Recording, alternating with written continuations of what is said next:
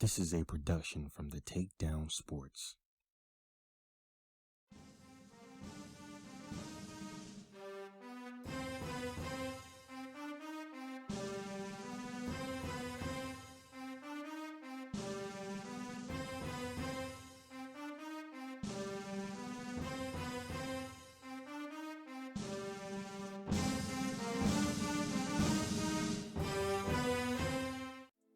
Hey guys, what's up? T Brown 31 here, along with Jaboc the Great, and this is another episode of The Last Word. We got a bunch of topics to hit today, so what's coming up? Yeah, so we'll be discussing the 4 play-in games that took place on Tuesday and Wednesday. Then we'll preview the 2 elimination games that are coming up. All right, sounds good. As always, timestamps are in the description down below. So let's get right into it. First game we'll be covering is the Lakers-Warriors matchup from Wednesday night. So the Lakers and the Warriors played in the 7-8 game. Obviously, whichever team wins that game will go into the playoffs immediately at the 7th spot. The Lakers ended up winning 103-100 after LeBron hit a go ahead three to win the game. Anthony Davis and LeBron led the Lakers with 25 points and 22 points respectively. And Steph Curry, of course, led the Warriors with 37 points, but it just wasn't enough in the end after the Lakers rallied in the second half. Yeah, so like you said, the Lakers had a big rally. The Warriors started off pretty strong. In the first half, Dennis Schroeder, LeBron James, and Anthony Davis combined for a whopping 4 from 28 from the field. So not the start you want to see from the Lakers, but they definitely found their groove in the second half, came back up, grabbed the lead, almost lost it a few times. Of course, the game was tied 100-100 with a minute remaining when LeBron hit a pretty big go-ahead three over Steph Curry, and that sealed the deal with the 103-100 victory. Definitely an exciting game. It lived up to what it was supposed to be. You got these two powerhouse teams coming at each other, and both teams put on a show. Steph Curry, obviously, every game this season, he's put on a show. He put on another one. Uh, of course, he will now be having to battle out for the 8th seed tomorrow, or as we record this on Thursday, so he'll be playing tomorrow against the Grizzlies to see who gets the 8th seed. And personally, because of how he's been playing, I hope that that doesn't end for him now. But it was a very great game for him last night. I had a feeling that the Lakers would come out slow. Like obviously, LeBron is just getting back in the last few games. Anthony Davis has been wishy washy a little bit, either really good or not. Um, and no matter what anybody says, like the Lakers' chances rest on those two guys. If they don't play well, they're just not going to win. It's as simple as that. Um, I did have a feeling, like I said, that they would kind of come out a little bit slow. They did. And Steph Curry's been crazy hot for about the past month and a half. And he came out just the same. And when I'm looking at the score in the first half, I'm thinking, man, so the Lakers really might end up having to play another game, you know, because they're defending champs and they should have easily been in the top three seeds this year, but obviously LeBron missed a whole lot of time. AD missed a whole lot of time. He had other injuries. Um, so the fact that they would end up being in an elimination game before the playoffs even started was kind of crazy to think about. But they did turn around in the second half, and obviously LeBron hit a crazy shot with about a minute left in the game to win. So I think this kind of kicked them in the butt, so to speak, and saying, okay, yeah, we got to really come out and give it our all. And I think once they start playing the Suns, like maybe the first game, it might be a little slow too, but I think after that, they'll be good to make a run. Yeah, I'm gonna agree with you. And I think, being in the playing tournament is definitely a big kick in the butt, like in itself, because okay, we're defending champs. We made ourselves better this year, and we have a way worse seed, right? So that's already kind of like a kick in the butt. But then having the Warriors put them down the way they did in that first half was probably another thing that just fueled the fire for the Lakers. And I think, like you said, they may start kind of slow against the Suns to start out with, as this team kind of slowly rocks itself back into the good chemistry it needs. But this performance, having to be in the play-in tournament, having a rocky first half against the Warriors, I think is just going to set them on fire. And I mean, unlucky really for the Suns to have to face a seventh seed that happens to be the Lakers, because it's not really. It's almost like the second seed facing the first seed in the first round is what it feels like. Yeah, I mean, if the Lakers are at full strength like they should be, they're not even close to being a seventh seed caliber team. They're obviously a top seed caliber team. So yeah, like you said, I think the Suns it's not going to be a wash. I'll tell you that. I don't think there's going to be any situation where either team gets swept or it's going to be over in five. But I can definitely see it going, 6-7. Um, Chris Paul obviously has been amazing this year as well as Devin Booker. But I think just having the LeBron factor is just going to be too much for him. So yeah, it's a nice one for the Lakers, and I think they'll at least get past the first round. We'll see what happens then. Yeah, I agree, and I think, like you said, the LeBron factor. Not to mention you got AD, who's a seasoned playoff veteran, seasoned champion, and you got a lot of other experienced guys on that team. So it's looking good for them to get out of the first round. Yep. For the Warriors, though, we will talk about them later on in the episode because, of course, since they lost, they now have to play an elimination game against the Grizzlies, who won their game against the Spurs. Um, Quickly here, just to end this segment, I do predict that the Warriors will beat the Grizzlies and they'll get the 8th seed. I agree. Moving on to the other 7-8 matchup, we had the Boston Celtics take on the Washington Wizards on Tuesday, and the Celtics pretty much handled the Wizards pretty pretty well, to say the least. They finished 118 to 100. Jason Tatum went absolutely insane. He put up 50 points, 8 rebounds, and 4 assists. Kemba Walker also showed up, 29 points for him, 7 rebounds, and 2 assists there. Tristan Thompson in 30 minutes put up 12 and 12. So all around good performance for the Celtics. The Wizards, on the other hand, uh, just not as good, obviously. Russ put up 20 points and 14 rebounds, 5 assists, and Bradley Beal with 22, 9, and 6. But it just was not enough for Jason Tatum's 50 points. And Celtics are going straight to the 7th seed to face the Brooklyn Nets. Yeah, so the Celtics here, they've obviously got a great player in Jason Tatum. They're hurt right now with Jaylen Brown being out, but when Kemba can drop at least 20 points alongside Jason Tatum doing something like scoring 50, the Celtics can be pretty scary because they're going to do something like put up 118 points. And the Wizards, they've got a super great powerhouse with Russ and Bradley Beal, but then it kind of falls apart. Their third leading scorer and this play-in game was Ish Smith. He I mean contributed 17 and 8 in 26 minutes, which is great, but it's not enough to hold off something like the Celtics. And the Celtics team is going to have some injury issues, and it's a little rocky because some of their players aren't consistent. But when you have nights like that night where Jason Tatum goes off, Kemba Walker finds his rhythm, they're a scary team, and they will beat you if you don't put some pressure on them. Yeah, Jason Tatum going off of 50 points is not something I think is going to happen in every single playoff game. But it's the fact that he has the capability to do that. Now that Jaylen Brown is out, they're going to have to make up for that. Kemba Walker performing the way he did definitely helps because you take Jaylen Brown out, who's your second best player on the team?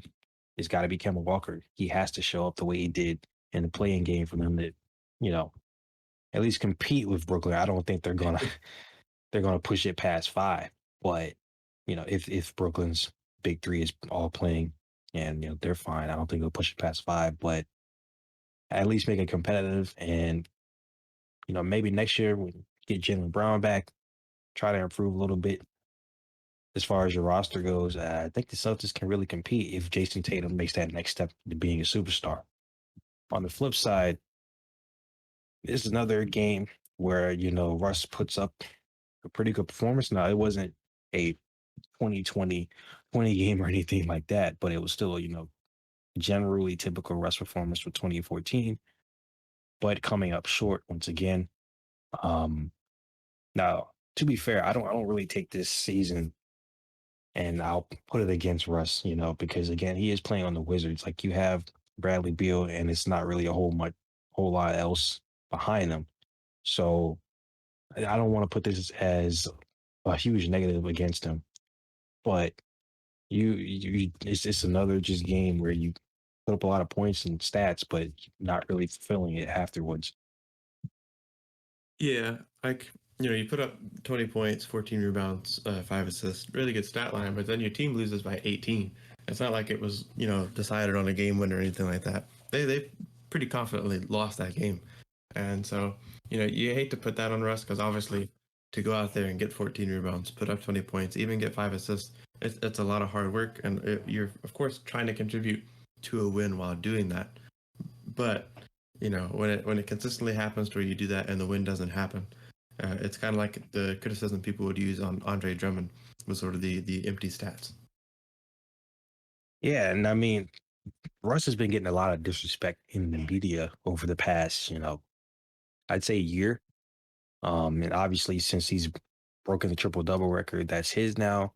He's gotten a lot of recognition for it, but that doesn't mean he's above criticism. Even though if it's correct criticism, then he's not above it at all, right? So yeah, you can put up all those points, but you definitely have to win. Now, when you allow a guy to score 50, there's not really a whole lot you can do. Most people don't put up 50 and lose, but they definitely have to do a lot better in this playing game. And as we're recording right now, they're actually up 52-39. We'll get to that a little bit later in the episode. But it looks like Russ is doing pretty well right now. So he's proving us right here. I will say the ironic thing when you say most people don't put up 50 and lose, the first person I think of who puts up 50 and loses is Bradley Beal of the Washington Wizards, which not his fault, but it is ironic. But you make a good point. Jason Tatum scores 50. Once a guy starts getting hot enough to score 50, it's almost not even something that's on the defenders. It's just the guy's hot and he knows where his shot is. He's going to hit those shots. He's going to put up as many points as he can, and it's hard to stop something like that. And when a dude's doing that, when he's putting up close to 50, his teammates are watching his point counter going up. They know he's on fire. They know they've got to feed around him, and it creates a big atmosphere for the team. And it's really hard to stop a team from winning when they have a guy who's just boosting everything like that. But as Terrence said, the Wizards right now seem to be doing much better than they were the other night. Yep. So moving on to the other Western Conference playing game, we had the Memphis Grizzlies and the San Antonio Spurs play on Wednesday. That game ended up 196 in favor of the Grizzlies. For Memphis, Jonas Valanciunas went off, to say the least. 23 points, 23 rebounds in 38 minutes. They couldn't stop him. John Morant also put up 26 and 6, and then Dylan Brooks put up 24, 73 in 40 minutes for the Grizzlies. On the other side, DeMar DeRozan and Rudy Gay were leading the way with 20 points each. And yeah, I mean, Spurs, just really quick, it's been really disappointing since they traded Kawhi, just to say the least. I think that might have been one of the worst decisions that they ever made. But I'll pass it to you. Yeah, so I guess before I say what I want to say about this particular game, I will agree. The passing on of Kawhi Leonard from the Spurs has led to nothing but pain for the Spurs, I'd say. They haven't done much since then, and it's not been pretty. But as far as this game goes, as Terrence stated, Jonas Valanciunas went crazy, and I think one of the big things is the Spurs have what's his name? How do you pronounce it? Jakob Podol is their starting center. He's not bad. He's actually a really good rebounder and a pretty good offensive facilitator most of the time. But that Jakob Podol is not going to stand in the way of Jonas Valanciunas, not the way Valanciunas has been playing this season. And although the Spurs are a fiery team, they can get pretty good defensively. They can get really hot offensively. They just couldn't quite keep up with the Grizzlies the other night. It, of course, wasn't a blowout. They lost by 4. They were even in the third quarter for only 16 each, so that was quite the defensive quarter. But the Grizzlies got hot, and the Spurs just couldn't quite hold on to it. And like I said, they don't have a center capable of handling someone like Valanciunas. Yeah, I mean, when you get destroyed on the boards like that, I mean, you're just not going to win. Now, again, like you said, they didn't get blown out or anything, but you let a guy get 23 rebounds on you. I mean, you're probably going to lose. So, either way, though, I don't think either of these teams would have beaten the Warriors or the Lakers had the Lakers lost. Um, I think the Grizzlies are probably going to lose to the Warriors, like we said earlier, but it is a good showing, and I think the Grizzlies will be improved next year for sure. So, jobbing in his third year, maybe they can get some help in the draft or free agency. But for now, they beat the Spurs, and that's all you can really say. Yeah, I guess to put my input on how I think they do, I think they'll definitely lose to the Warriors. I will say that as far as Valanciunas heating up, he has a better chance of doing good against the Warriors and maybe shocking the Warriors. But if the Lakers would have fallen to have to play uh, the Grizzlies would have it'd been no contest. The players on the Lakers could lock up all of the Grizzlies, hottest players right now, and it just wouldn't even be a game. Not in a situation where LeBron is either going home or sending you home. It's not going to happen. Yeah, I mean, Draymond is a great defender, but like when he's your biggest guy, like he's not gonna completely be able to shut down Valanciunas or anybody like that. So that's definitely gonna be a good matchup there. So I think they could use that to their advantage. On the flip side, like you said, if they had played the Lakers, you've got Drummond, you've got AD, and if LeBron wants to get physical, he can. So I think the Grizzlies it will have it in their favor to be playing the Warriors instead of playing the Lakers because I do think like you put LeBron's back against the wall, like he's not going to lose an elimination game like that. Yeah, so this is definitely their best case scenario. They got what they wanted. The Warriors fell into their hand. Now they just got to pull off the surprise game. But we'll get a little more into that in just a little bit. So back to the Spurs real quick. So what do you think they should do going forward? I mean, they did make it to the play-in, but we're talking about a franchise that's won 5 titles in 20 years, had consistent success, were considered the model franchise in the NBA. You got LaMarcus Aldridge obviously got shipped out and he retired, of course. DeMar DeRozan's still there, but where do you really go from here? So I think they got Dejounte Murray. They should keep him unless they're going to make some kind of huge move, right? Dejounte Murray's a good thing to keep. He didn't do super amazing in the game against the Grizzlies. He did put up a triple double, but I mean, scoring wise and everything, he put up 10, which isn't bad. But normally, this is a guy that can get fiery, and I would hold on to him as a young core. I love DeMar DeRozan, he's one of my favorite players. But maybe they could use his. He should have been an All Star this year, and maybe they can use that momentum to now flip him and try to bring something in that's going to work with their system. I think DeMar, he's been doing really good, putting up All Star numbers this year, but it's just not quite enough for this team. And I would rather keep Dejounte over DeMar with age reasons. And so maybe flip DeMar, try to get some better star power, draft well, and then, like I said, handle free agency as best as you can. The Spurs have a good market for success, it's a place people want to go because, like, all right, I get to play for Popovich. This is a team that has such a big legacy. I can go add to that legacy. It can also be intimidating to some people. Like, I don't want to go there and make them look bad. But I think they have the opportunity to maybe flip DeMar, bring in some better stars, sign some guys in free agency, and just draft well and hold on to DeJounte Murray and hope he's your next big guy. Good insight there. So at the last playing game that we had on Tuesday and Wednesday, Tuesday, the Charlotte Hornets went up against the Indiana Pacers and got completely destroyed. Pacers beat them 144 to 117. It pretty much looked like the Hornets just either didn't want to be there or was treating it like a regular season game back in January or something because they just got beat up. Pacers scored 40 in the first quarter to the Hornets 24, and it was just too much. So Sabonis, he ended up putting up 14 points, but with 21 rebounds. Just went absolutely crazy on the glass. Um, then you have Brissett, McDermott, uh, Holiday, Brogdon, McConnell. All of them went off for double digits. Overall, just amazing team effort for the Pacers. Uh, I'm not really sure what the heck the Hornets were on, but they're going home. Yeah, I mean, this was one of those games where it was win or go home, and the Hornets clearly just wanted to go home.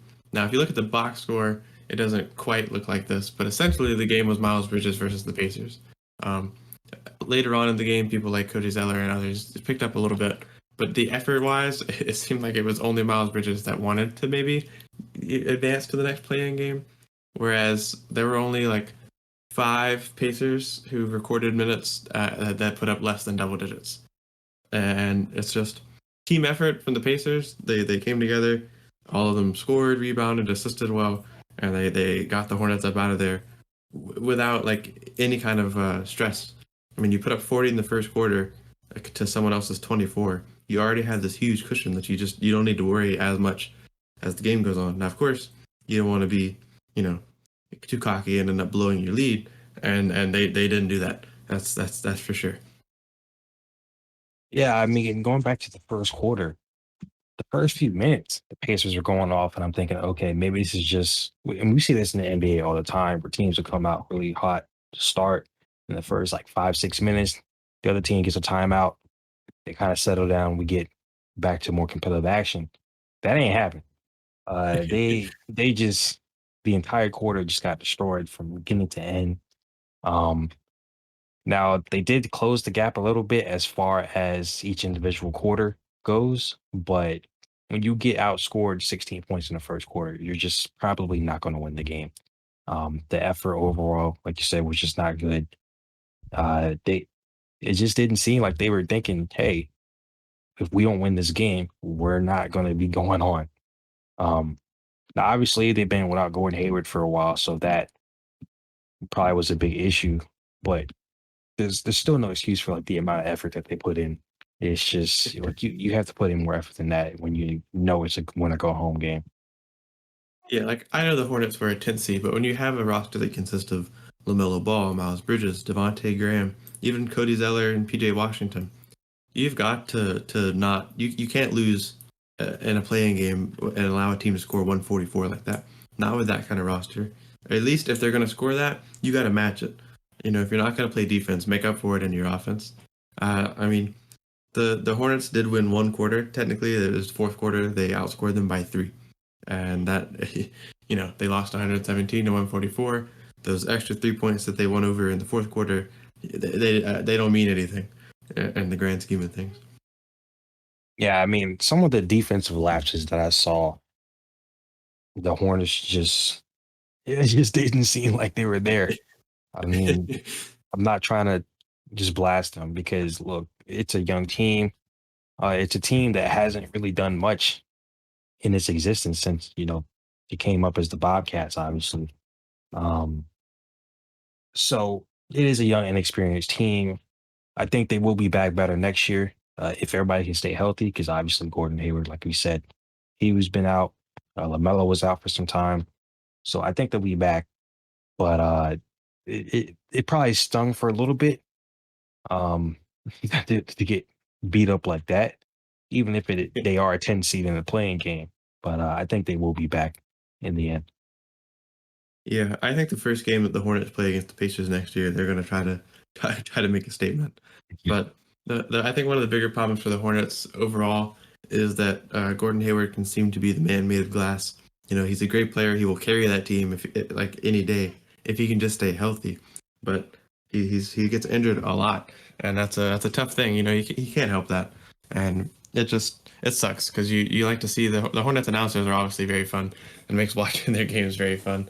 But in a team, and they can be enjoyable to watch, and you want to see them go further than this, and this kind of game, you hope will maybe light the fire to move them forward. And I think fully healthy, they could maybe even make the actual playoffs next year. I'm just going to assume that there won't be a play-in going forward. So Yeah, I mean, they could have easily been a 4 seed before injuries hit them. So Yeah, I think they'll definitely be in the playoffs next year. Obviously, some of the teams at the bottom will probably improve as well. Celtics are going to have Jalen Brown back. The Wizards, if Bradley Beal and Russ they stay intact, then I think they'll be better. But yeah, the Hornets are definitely not done. Yeah, we'll see them again. So now we're on to the last two playing games. Of course, these two games for the Western and Eastern Conference, respectively, are for the 8 seed. So first up, we have the Warriors taking on the Grizzlies. Like we said earlier, I think Steph is just going to will the Warriors to win and get that 8 seed. You did mention earlier that Valanciunas could take advantage of the lack of size on the Warriors, but I think Steph will still will them to win. I don't see Steph getting eliminated before the playoffs start, same way I didn't see LeBron getting eliminated. So I think the Warriors have that one. Yeah, I mean, I agree. Like I said, I think the Grizzlies have a better chance to shock the Warriors than they would if the Lakers. But it'd be a shock. It's still I don't see Steph going out here. Yep. On the flip side, in the Eastern Conference, as we're recording right now, we mentioned this earlier, the Wizards and the Pacers are currently playing. Right now, they're at halftime with the Wizards up 66-52. Clearly, Russ heard us talking because he's put up 15, 8, and 9 halfway through the game with 20 minutes. So I think at this point, barring a comeback, the Wizards will be winning this game and advancing to the 8 spot. Yeah, getting the benefit of getting to speak at halftime here. I think just the way this game's going, the direction it's in, the Wizards will take this one if they keep this momentum going. Yep. So, with that being said, real quick, since the first round of the playoffs do start on Saturday, we wanted to go through some predictions for the first round. Just basically give who we think is going to win, how many games. Okay, so we'll start in the West. We don't know who the Jazz will be facing yet. I think they have a good chance to maybe sweep the Warriors if it ends up being the Warriors. But I'd say five at the smallest. But for our first, set matchup, the Clippers and the Mavericks. We saw this last year. It was a tough matchup. The Mavericks almost sent the Clippers home, and I'm gonna say that despite the Mavericks' fieriness, I'm gonna say Clippers and six. Yeah, I'd agree there. They could even push 7. I think the Clippers are probably a little bit angry from what happened last year. Now, I don't think that Kawhi and Paul George are sitting in the locker room listening to sports media all day trashing on them. But I do think that them almost losing to Dallas last year, then getting bounced by the Nuggets, probably going to have them really motivated. So I do agree that the Clippers will win in 6 or 7. Then we move to the 3-6 matchup in the West, and that is the 3 seed Denver Nuggets versus the Portland Trailblazers at 6 seed. A lot of people I know are kind of taking the Blazers with an upset here, but I think the Nuggets got the 3 seed for a reason, and I won't give them the easy playoff win, but I'm going to say that the Nuggets take the Blazers in 6 as well. Yeah, I mean, the Nuggets have the guy that's probably going to win MVP. Um, Joker's played amazingly this season. He's been basically the only superstar that's played the entire season. We've had so many injuries. And like you said, they're the 3rd seed for a reason. Dame is going to play great as usual, but once again, I think they're going to come up short. This could be over in 5 games, truthfully. It probably could. And then to move to the 2-7 matchup, which we know will be the Suns versus Lakers, I'm going to take the upset that's not necessarily an upset. I'm going to say Lakers in 5. Yeah, like we said earlier, Chris Paul has been great for the Suns this year alongside Devin Booker. But once again, you got LeBron and AD, and I think it's just going to be too much for the Suns. This isn't, an upset, quote unquote, but I think the Lakers will probably, I'll say 6. I don't think they'll go to 7. I think 6, 6. Yeah. Okay. That's reasonable. Going up to the East, we of course we don't know who the Sixers are playing yet, so we won't give much insight there. But the first matchup would be the Hawks at 4 versus the Knicks at 5. And I will take the upset here. I'll take the Knicks and 5. I don't see the Hawks as a good enough team to actually beat these Knicks this year. I honestly was surprised that the Hawks were able to get the 4th seed. I don't mean to like clown on the Hawks here, but I will take the Knicks in 5. But the Hawks are the 5 seed. Oh, they are? Yeah. That's right, actually. The graph I'm looking at has the wrong numbers on it. That is my Okay. fault. Either way, I'll take the Knicks in 5. It won't be the upset though. But Knicks in 5, I think pretty confidently. Yeah. It's an interesting matchup. Um, I do think the Knicks are the more complete team. Now, if you were to say like who's the best player out of both of these teams, it'd be Trae Young. But besides that, the Knicks have the most complete team. They've done a tremendous turnaround. Tibbs has done a great job with that team. Julius Randle's probably going to be most improved, and he should be. So yeah, I would say 5 or 6 for the Knicks. I believe we're picking the Knicks in a playoff scenario. Moving to the next one, we have the 3-6 matchup with the 3 seed Bucks versus the Heat.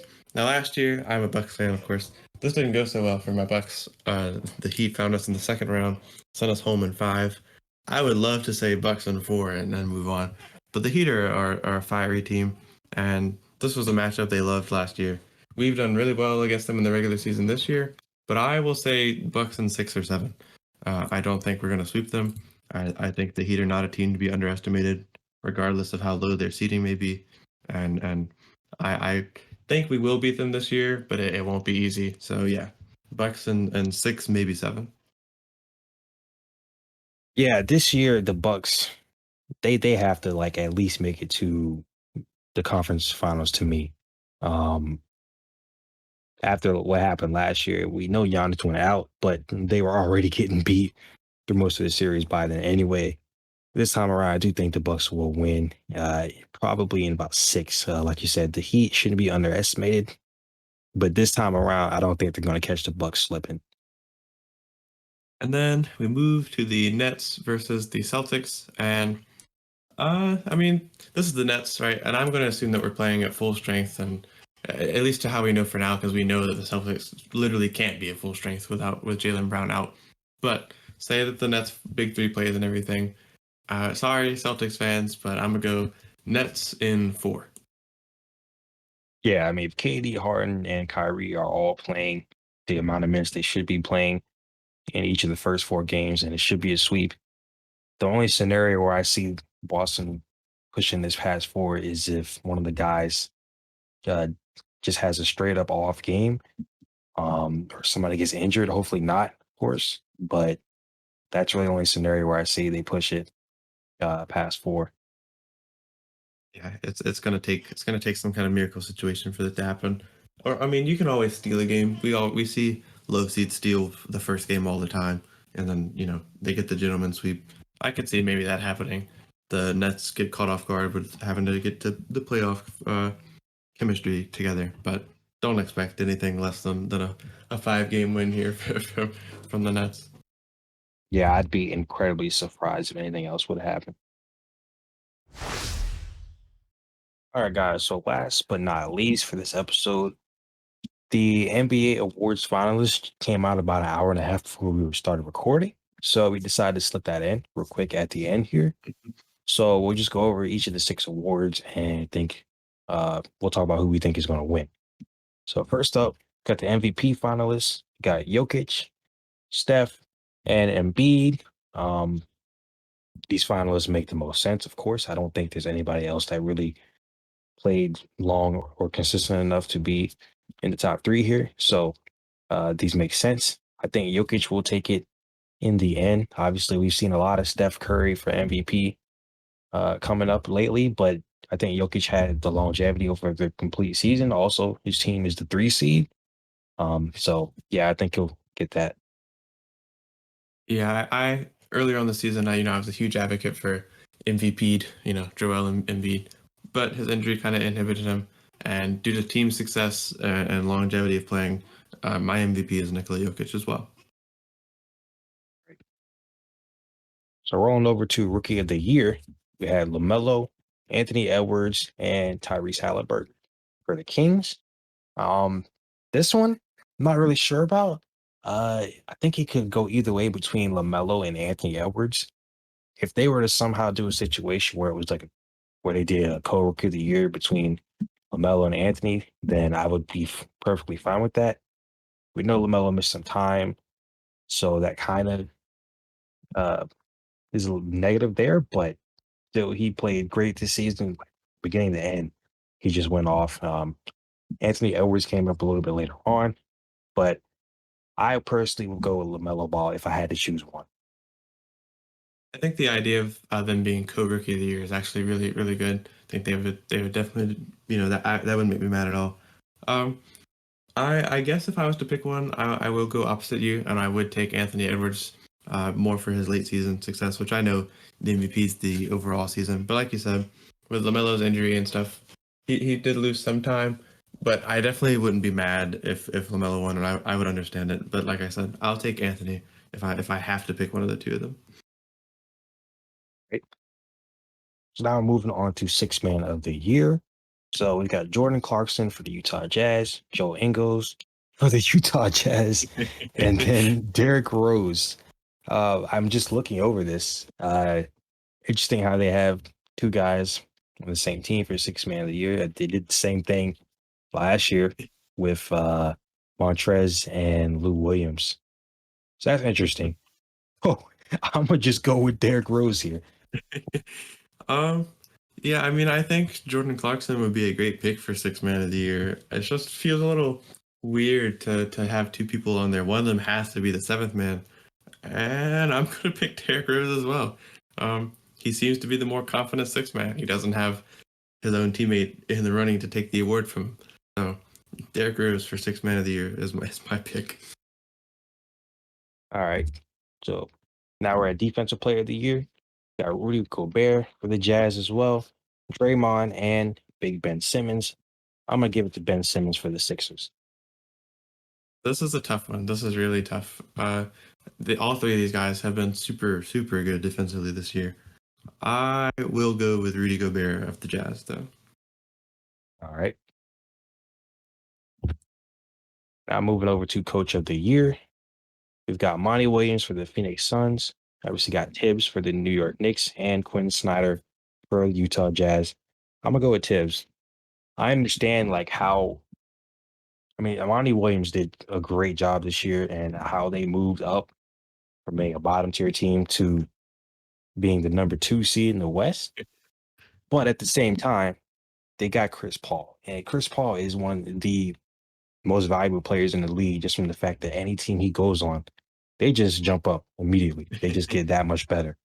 Now, like I said, Monty Williams did a great job, but the Knicks don't have anybody that's as good as Chris Paul. Now, obviously, Julius Randle, he's great. I think he'll be most improved, as we'll talk about in a second. But I think overall, Tibbs did the best job with his team. Yeah, Monty Williams, I would understand him getting it if he was to win. But when you look at what the Knicks have been for about a decade now, and you see where they are this year, I'm going to say that it easily goes to Tibbs. The Suns' turnaround was kind of, I'd say it was slower. They slowly came up and boomed this year. They had their shining moment. But the Knicks, I wouldn't even call it a slow turnaround. They just kind of suddenly, boom, we're the 4th seed this year. So I'm going to give it to Tibbs. And for most improved, like we just said, Julius Randle for the Knicks, Michael Porter Jr. for the Nuggets, and Jeremy Grant for the Pistons. And I think Julius Randle by far would win most improved. Yeah. So I think the easiest way to settle this one, Michael Porter Jr. and Jeremy Grant were not at any time this season considered to be MVP candidates. Julius Randle was. So I think he's the most improved player for sure. Yeah, it's not like Julius was a top 2, but if we're talking the definition of most valuable, he was definitely insanely valuable to the Knicks. He is their best player, and he was that catalyst to take the Knicks from back to the playoffs after what 7 years of missing it. So yeah, he definitely would deserve most improved there. So with that being said, guys, I want to thank you guys for tuning in to another episode. This has been T Brown 31 with Jaboc the Great. Like, comment, subscribe as always. We'll see y'all later.